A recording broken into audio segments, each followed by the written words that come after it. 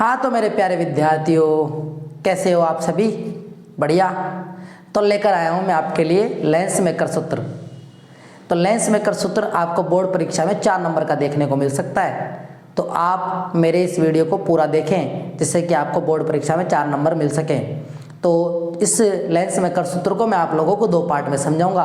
पहले पार्ट में हम लोग समझेंगे चित्र के बारे में और दूसरे पार्ट में हम समझेंगे इसके डेरिवेशन के बारे में। चलिए स्टार्ट करते हैं पार्ट 1 को। पार्ट 1 में क्या सीखेंगे अपन? चित्र। तो चलो पार्ट 1 में सबसे पहले हम बात करते हैं, यहाँ पे लिखा हुआ पतला लेंस। क्या लिखा हुआ है? पतला लेंस। तो हम ये मान लेते हैं कि कोई लेंस है जो बहुत पतला है और उसका अपवर्तनांक जो है n2 है।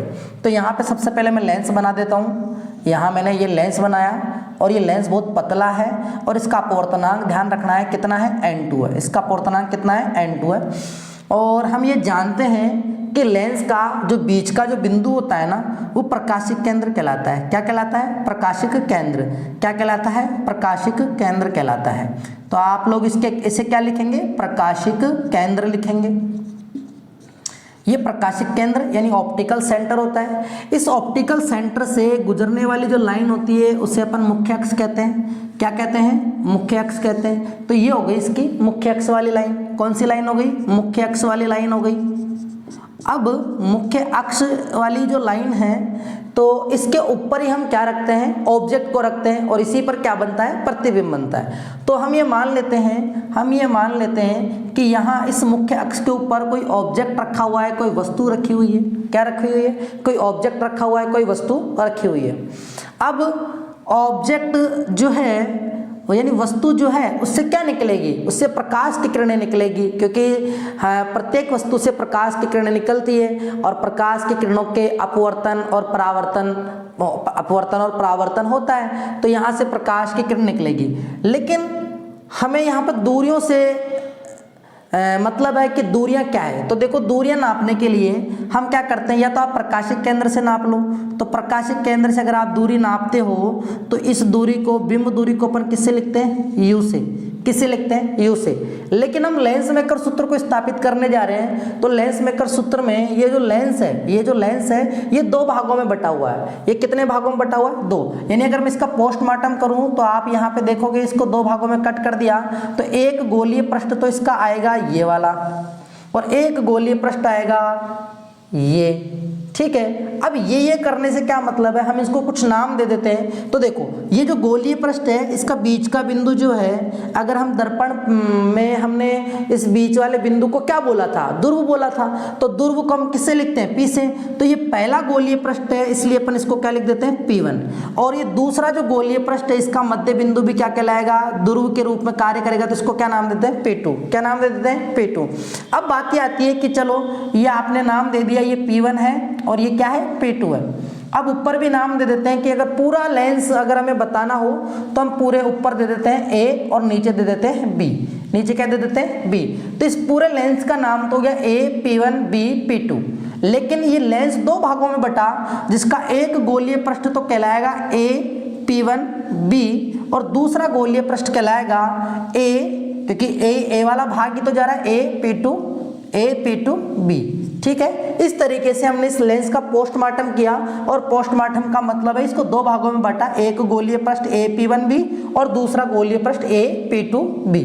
ठीक है। यानी इस तरीके से अब सबसे पहले हम क्या करते हैं, हम इन ध्रुवों से भी गुजरने वाली लाइन को खींच देते हैं, जिसको अपन क्या बोलते हैं? मुख्य अक्ष बोलते हैं। क्या बोलते हैं? मुख्य अक्ष बोलते हैं। तो मैंने यहाँ से भी खींच दिया, ये मुख्य अक्ष वाली लाइन हो गई, ये मुख्य अक्ष वाली लाइन हो गई। तो देखो, ऑब्जेक्ट जो रखा हुआ है वो A, P1, B के बाईं तरफ रखा हुआ है। तो हम यहाँ पर इस ऑब्जेक्ट को यहाँ पे मान लेंगे। मान लिया यहाँ पर ऑब्जेक्ट। अब इस ऑब्जेक्ट यानी वस्तु से, इस वस्तु से क्या निकलेगी? प्रकाश की किरणें निकलेगी। क्या निकलेगी? प्रकाश की किरणें निकलेगी। तो हम यहाँ पर एक प्रकाश की किरण मान लेते हैं जो कि गोलीय पृष्ठ A, P1, B पर जाकर क्या हो रही है? आपतित हो रही है। क्या हो रही है? आपतित हो रही है। ठीक है। यहाँ जाकर इसका ये आपतन बिंदु मिला। क्या मिला? आपतन बिंदु।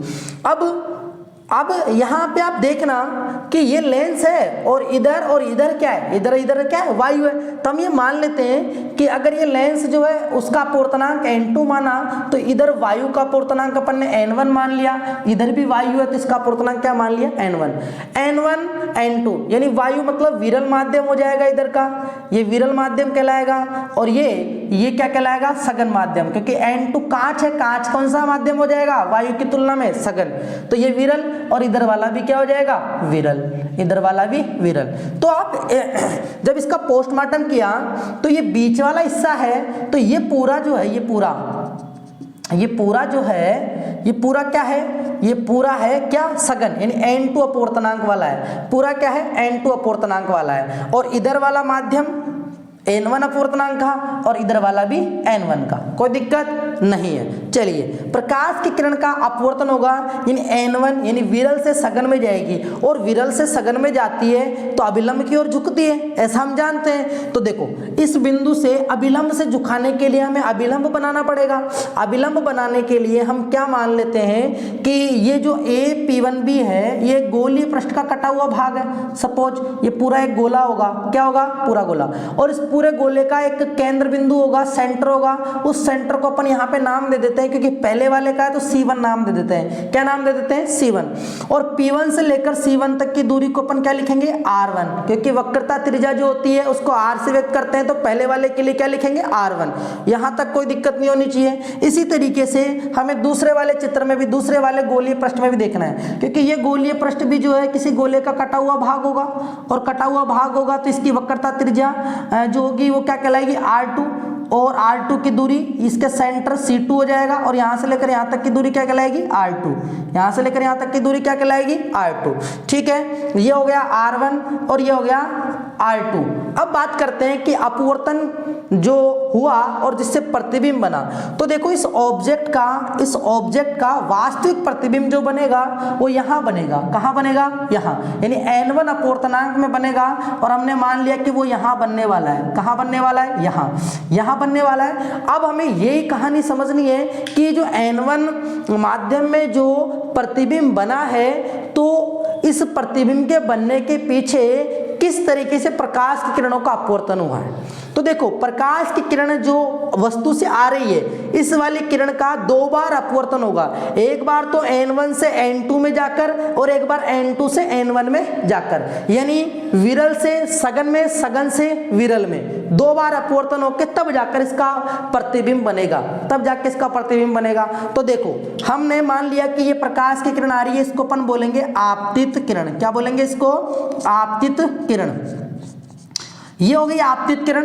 अब आपतित किरण जो है वो विरल से सघन में जा रही है, तो हम क्या करेंगे, अभिलंब खींचेंगे, और अभिलंब किससे गुजरेगा, वक्रता केंद्र से। तो सबसे पहले मैं इस आपतन बिंदु से क्या कहता हूँ, अभिलंब डालता हूँ, और ये अभिलंब किससे गुजरेगा, ये अभिलंब गुजरेगा वक्रता केंद्र से। किससे गुजरेगा, वक्रता केंद्र से। तो ये वक्रता केंद्र हो गया, इससे गुजर रहा है। अब मान लो कि अगर ये लेंस नहीं होता, अगर ये गोलीय पृष्ठ नहीं होता, तो ये किरण, प्रकाश किरण सीधी चली जाती, लेकिन यहाँ पे क्या होगा, इसका अपवर्तन होगा। क्या होगा, अपवर्तन, और ये यहाँ जाकर क्या हो जाएगी, अपवर्तित हो जाएगी, और यहाँ इसका क्या बनेगा, प्रतिबिंब बनेगा। क्या बनेगा, प्रतिबिंब। तो इस ऑब्जेक्ट का प्रतिबिंब यहाँ बना। लेकिन आप एक बात समझ लेना, अभी ये लेंस के अंदर ही बना है, वास्तविक प्रतिबिंब तो यहाँ बनने वाला है ना। अभी इसको अपन नाम देंगे आई डैश। क्या नाम देंगे इसको, आई डैश। क्या नाम देंगे इसको, आई डैश। यानी ओ ऑब्जेक्ट से निकल के ये प्रकाश किरण का अपवर्तन हुआ, और ये लेंस के अंदर ही बना है। कहाँ बना है, लेंस के अंदर ही, आई डैश, यानी n2 अपवर्तनांक के अंदर बना है। ठीक है, अब ये जो आई डैश है ना, ये इसके लिए तो प्रतिबिंब है, और इस वाले पृष्ठ के लिए आभासी बिंब का कार्य करेगा। किसका कार्य करेगा, आभासी बिंब का। तो ये आभासी बिंब का कार्य करेगा। अब इससे भी हम मान लेते हैं कि प्रकाश की किरण निकल रही होगी, और उसका क्या होगा, अपवर्तन होगा। उसके लिए भी हमें क्या करना पड़ेगा, अभिलंब डालना पड़ेगा। तो हम अभिलंब डालेंगे, तो मान लेते हैं कि प्रकाश की किरण यहाँ से जाएगी, और अभिलंब ये होगा, और वो प्रकाश की किरण यहाँ से जाने वाली क्या होगी, अभिलंब से दूर हटेगी, और अभिलंब से दूर हटेगी तो हमने मान लिया कि दूर हट के ये यहाँ आ गई। कहाँ आ गई, अभिलंब से दूर हट के ये यहाँ आ गई। ठीक है, और यहाँ जाकर इसका क्या बन गया, वास्तविक प्रतिबिंब बन गया। क्या बन गया, वास्तविक प्रतिबिंब बन गया।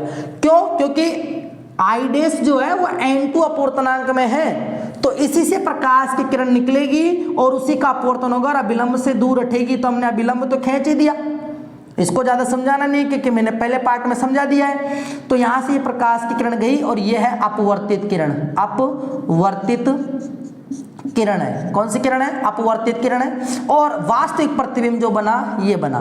तो इस वाले पृष्ठ के लिए आई डैश आभासी बिंब का कार्य करेगा। किसका कार्य करेगा, आभासी बिंब का। लेकिन जब आप चित्र बनाते हो तब आप इस आई डैश को, क्योंकि लेंस बहुत पतला है, तो आप इस आई डैश को इस चित्र में तो बता नहीं सकते, तो आप इसको क्या करोगे, आप इस चित्र में इसको बाहर की तरफ बता देते हो। कहाँ बता देते हो, यहाँ पे बता देते हो। आई डैश के यहाँ बन रहा है और जो प्रकाश की किरण अंदर से आ रही थी उसको अपन डॉट डॉट लाइन से बता देते हैं। किससे बताते थे, डॉट डॉट लाइन से। और ये आई डैश से आ रही होगी तो तीर का निशान ऊपर लगा देते हैं और अपवर्तन हुआ तो एक किरण यहाँ आ गई और यहाँ पर इसका क्या बन गया, वास्तविक प्रतिबिंब बन गया। तो आप लोगों को समझ में आया होगा कि किस तरीके से लेंस मेकर सूत्र में अपन लेंस के द्वारा इसका पोस्टमार्टम करके जो चित्र बनाते हैं, 3 चित्र बनते हैं, चित्र 1, चित्र 2 और चित्र 3। तीनों चित्रों का कॉम्बिनेशन करके फिर इनके गोलीय पृष्ठ द्वारा अपवर्तन का सूत्र लिख के फिर अपन इसको जोड़ देते हैं और डेरिवेशन सिद्ध करते हैं। इससे कि लेंस मेकर का जो सूत्र आता है वो आता है 1/f equal to n2n 21 - 1 bracket 1/r1 - 1/r2। यही सिद्ध करने वाले हैं। तो देखिए r1, इस चित्र में r1 ये दे रखा, r2 ये दे रखा, 1/f। आप लोग जानते होंगे कि जो लेंस सूत्र होता है, लेंस सूत्र होता है वो क्या होता है, 1/f बराबर 1/v - 1/u। तो u तो आप लोगों को पता लगी गया ये है, तो v क्या है इस चित्र के अंदर, तो v जो होगा वो इमेज से यहां तक की दूरी होगी, इमेज से यहां तक की दूरी होगी। तो आपको v भी पता लग गया होगा, v भी पता लग गया होगा, ठीक है, u पता लग गया, v पता लग गया, r1 क्या है, r2 क्या है। अब देखिए इस अपने चित्र 2 और चित्र 3 का जो पैटर्न यहाँ पे जो बना है इसको मैं यहाँ पर पहले चित्र में बना देता हूँ। तो सिंपल सा आप ये मान लो कि पहले वाले चित्र से प्रकाश की किरण आई, इसका क्या हुआ, अपवर्तन हुआ और ये अपवर्तन होके कहाँ चली गई, इसको डॉट डॉट से बता देना। पहले क्या बनेगा, आई डैश बनेगा, क्या बनेगा, आई डैश बना ना, आई डैश, फिर उसके पहले क्या बनेगा, आई बनेगा। तो आप यहां से मान लेना कि प्रकाश किरण यहाँ आई, यहाँ पे क्या बना, आई बन गया। तो वास्तविक प्रतिबिंब क्या बना, आई बना। तो आप यहां से लेकर यहां तक की दूरी को भी क्या लिख सकते हो, वी लिख सकते हो। क्या लिख सकते हो, वी लिख सकते हो। तो बिंब दूरी हो गई, प्रतिबिंब दूरी होगी। एक और खास बात आपको नोट करनी है इसके अंदर, नोट ये करना है कि लेंस बहुत पतला है। लेंस क्या है, बहुत पतला है। अगर लेंस बहुत पतला है ना तो ये P1 और P2 बिल्कुल पास पास में, P1 व P2 बिल्कुल पास पास में, बिल्कुल पास पास में। अगर ये पास पास में है तो ये मान लो इनकी दूरियां भी क्या होगी, बराबर बराबर। तो आप इस दूरी को यहां से यहां तक भी बराबर मान सकते हो, यहां से यहां तक भी बराबर मान सकते हो। तो हमें ये मानना पड़ेगा। तो इसीलिए जब हम डेरिवेशन सिद्ध करेंगे तो आप क्या मानोगे, देखो आप यहाँ पे मानोगे P1 से लेकर आई डैश और P2 से लेकर आई डैश, ये दोनों बराबर होंगे क्योंकि पास पास में। P1 से लेकर आई डैश बराबर होगा P2 से लेकर आई डैश। ये अपन को मानना पड़ेगा जब हम डेरिवेशन सिद्ध करेंगे, तो आपके दिमाग में ये रहना चाहिए, ठीक है। I1 P1 आई डैश बराबर P2 आई डैश, ये आपके दिमाग में रहेगा, तभी हम चित्र को और सही तरीके से सिद्ध कर पाए, चित्र को बना पाएंगे और लेंस मेकर सूत्र को स्थापित कर पाएंगे। तो आप लोगों को ये चित्र बहुत अच्छे तरीके से समझ में आ गया होगा, ऐसा मैं उम्मीद करता हूं आप लोगों से। और आप लोग मेरे पार्ट 2 को देखने के लिए पहले इस पार्ट 1 को कंप्लीट देखें और अपने दोस्तों के साथ शेयर करें, ठीक है मेरे प्यारे विद्यार्थियों। ओके, थैंक यू, धन्यवाद, ऑल द बेस्ट।